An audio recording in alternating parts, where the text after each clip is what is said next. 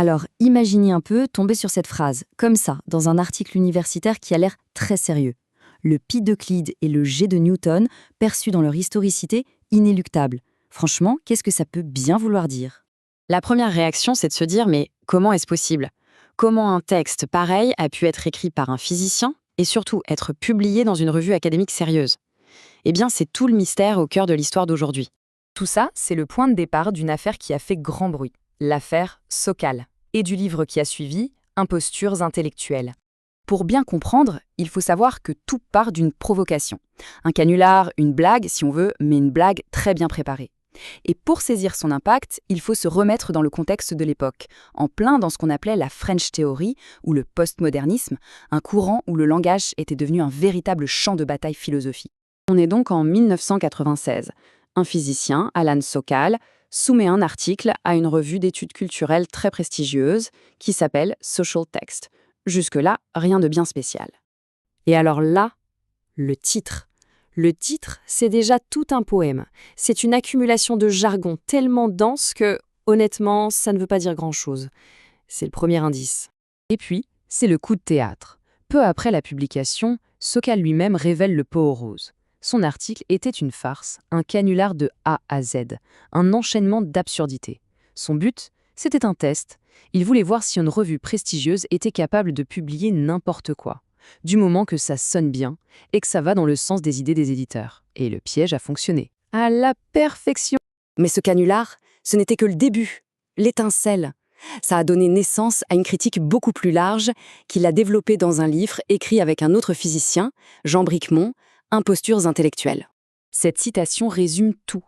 C'est une référence directe au conte d'Andersen.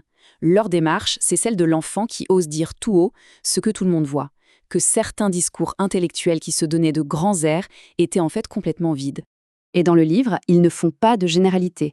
Ils prennent des textes d'intellectuels très connus et ils les analysent à la loupe. Leur thèse est simple, beaucoup de ces penseurs utilisent des termes scientifiques et mathématiques de façon abusive, juste pour donner une impression de rigueur à leurs propos. Allez, on regarde quelques exemples concrets. Premier cas, un extrait du célèbre psychanalyste Jacques Lacan. Ici, il mélange des concepts de la psychanalyse avec des termes qui semblent tout droit sortis d'un cours de maths, comme le -1 ou la théorie des ensembles. Lacan aimait aussi beaucoup utiliser le mot topologie. Pour rappel, la topologie, c'est une branche des maths assez abstraite qui étudie les propriétés des objets qui ne changent pas quand on les tord ou qu'on les étire, comme en élastique.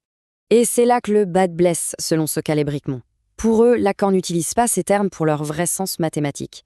Il s'en sert comme de métaphores un peu obscures pour rendre son discours plus impressionnant, plus difficile à critiquer, en lui donnant un faux air de science. On passe à un autre exemple avec la philosophe Luce Irigaray. Elle se pose la question de savoir si E égale mc², la fameuse équation d'Einstein, est une équation sexuée. Et sa justification, c'est qu'elle privilégierait la vitesse de la lumière. Et là, on touche vraiment au cœur du problème. D'un côté, on a une interprétation poétique, métaphorique. De l'autre, un fait scientifique brut. L'équation E égale mc² n'est pas une opinion, elle décrit le fonctionnement de l'univers. La constante C, la vitesse de la lumière, n'est pas un choix arbitraire. Si on la remplace par autre chose, l'équation devient juste fausse. Allez, un dernier exemple avec le sociologue Jean Baudrillard, qui, en parlant de la théorie du chaos, affirme que deux choses contradictoires peuvent être vraies en même temps. Pour Sokal et Bricmont, c'est un symptôme de l'abandon de la logique de base au profit de phrases qui sonnent profonds, mais qui, en réalité, sont absurdes. Mais au-delà de ces exemples d'abus de langage, le livre s'attaque à une idée philosophique plus vaste, qui se cache souvent derrière ces discours, le relativisme cognitif. Le relativisme cognitif, qu'est-ce que c'est au juste ? Pour faire simple, c'est l'idée que les théories scientifiques ne sont pas des descriptions de plus en plus précises de la réalité, mais simplement des histoires, des mythes que notre société se raconte et qui n'auraient pas plus de valeur de vérité qu'une autre histoire ou un autre mythe. Bien sûr, les auteurs ne sont pas naïfs, ils savent que la science est compliquée. Par exemple, à une époque, l'orbite de la planète Mercure ne correspondait pas exactement à ce que prévoyait la théorie de Newton. Face à ça, que faire ? Est-ce que toute la théorie de Newton est fausse, ou bien est-ce qu'il y a une autre planète, inconnue, qui perturbe l'orbite de Mercure ? Ce n'est pas simple. Mais voilà le point décisif. Pour Sokal et Bricmont, ce n'est pas parce que la science est parfois difficile et que les scientifiques peuvent se tromper qu'il faut en conclure que la vérité objective n'existe pas. Ces difficultés ne sont pas une justification pour dire que la science n'est qu'une histoire comme une autre. Alors, on pourrait se demander, mais pourquoi tout ça est si important? Ce n'est qu'une querelle d'universitaires, non? Eh bien, pour les auteurs, l'enjeu est bien plus grand. Il s'agit en fait de défendre la clarté et l'honnêteté intellectuelle. Pour éviter de tout mélanger, Sokal propose un cadre de pensée assez simple. Il dit qu'il faut toujours bien séparer les questions. Il y a la question de ce qui existe vraiment, la question de comment on peut le savoir, la question de l'influence de la société sur la science, et enfin les questions d'éthique.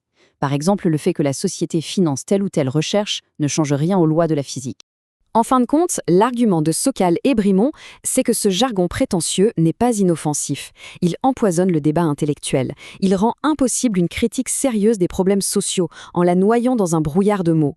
Et pire, il donne des arguments à ceux qui rejettent la pensée rationnelle. Évidemment, leur livre a aussi été critiqué. On leur a reproché de simplifier la pensée de ces auteurs. Mais leur inquiétude de fond, elle, demeure. Un langage volontairement obscur affaiblit l'esprit critique. Ils terminent leur livre avec une citation très puissante du philosophe Bertrand Russell. L'idée, c'est que quand on perd l'humilité face aux faits et à la logique, quand on se laisse griser par des mots compliqués, on s'engage sur une voie qui peut être dangereuse pour toute la société. Toute cette histoire nous laisse avec une question qui est loin d'être simple. Comment faire la différence entre une idée qui est vraiment complexe et profonde et un discours qui n'est que du jargon vide et à la mode? L'affaire Sokal ne donne pas de réponse toute faite, mais elle nous rappelle une chose, l'importance de garder son esprit critique et d'exiger de la clarté et de l'honnêteté intellectuelle.